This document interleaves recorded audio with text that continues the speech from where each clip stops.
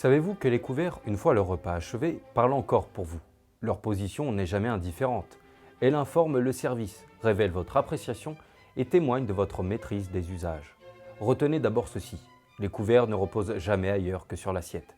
On ne les pose ni dans une tasse, ni dans un bol, pas davantage à cheval entre l'assiette et la nappe.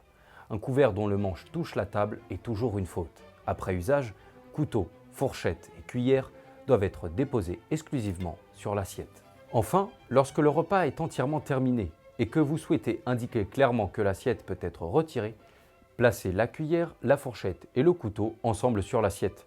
Manche dirigée vers le bas à droite. Les couverts se trouvent alors en position de 4h20. Comme ceci.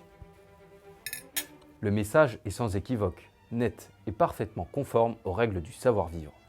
Car souvenez-vous, à table, le silence des couverts en dit souvent plus long que bien des paroles.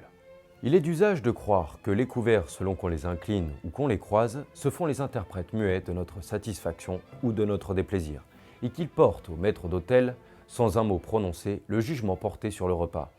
Or, cette croyance, si répandue soit-elle, n'est qu'un récit commode, un mythe aimablement relayé, mais point une tradition avérée, car nul ne saurait affirmer que ce prétendu langage fut jamais codifié à table.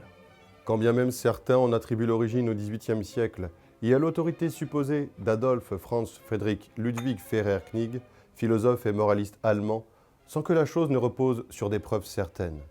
Nous reconnaissons d'ailleurs, non sans quelque humilité, avoir nous-mêmes relayé cette idée et tenions aujourd'hui à en rétablir la vérité.